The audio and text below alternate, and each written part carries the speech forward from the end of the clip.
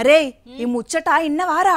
ఏందో అది నువ్వు చెప్తే ఇంట కదా. ఇన్నొద్దులు పప్పులు ఉప్పులు కల్తీ చేసిరని ఇన్నం చూసినాం కదా. అవును, మరి ఇప్పుడేం కల్తీ చేసిండ్రు? తెలిస్తే పరేషాన్ అవుతావు. ఇంకో పారి అమ్మో నేను పెళ్లికి పేరంటానికి పెట్టుకునేది ఇవ్వా అని అంటావు తెలుసునా. ఇంతకు ఏం కల్తీ చేసి పాడైనరు? ఈ కల్తీగాళ్లకు గత్తరచ్చిపోను ఎంత పని చేస్తున్నారమ్మా. ఆడోళ్ళు పెళ్లిలకు పేరంటాలకు చేతులను ముద్దు ముద్దుగా కోన్లతోని డిజైన్ చేయించుకుంటారు కదా, అగో వాటిని కూడా అడమైన మందులు రసాయనాలు కలిపి కల్తీ చేస్తున్నారట.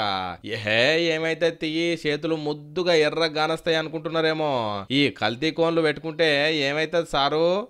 డిస్ట్రిబ్యూషన్ కానీ మార్కెటింగ్ పెంచడానికి, వాళ్ళ సేల్స్ పెంచుకోవడానికి వీటిలో ఈ పిక్రమిక్ యాసిడ్ ప్రొహిబిటెడ్ డై యాడ్ చేసి మంచి కలర్ వచ్చేలాగా చూసి దానికి వాళ్ళు ప్రాపగేట్ చేస్తున్నారు. సో అది చాలా తప్పు అన్నట్టు.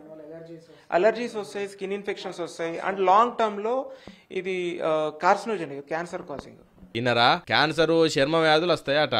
మార్కెట్లో అగ్వకు దొరుకుతున్నాయి కదా అని అడ్డమైనవి కొంటే మనమే ఆగమవుతాము. అట్లనే నెత్తెంటికలు తెల్లబడ్డాయి, జరంతా పడుసుపోరం లెక్క కానబడదామని నెత్తికి కలర్ వేయించే అన్నలో జర పైలంగినుర్రే మీరు కూడా. ఇగో ఇక్కడ అడ్డమైన రసాయనాలు కలిపి హెన్నాను తయారు చేసి మన నెత్తికి రుద్దుతున్నారు అన్నట్టు. చూడుర్రి లోకం మీద ఎసొంటి బద్మాసిగాలు తయారయ్యారో. ఇసొంటి హెన్నాను నెత్తికి పెట్టుకుంటే ఉన్నెంటికలు ఊసిపోయి నెత్తికి లేని రోగాలు వస్తాయట. చూసుకోర్రి మరి.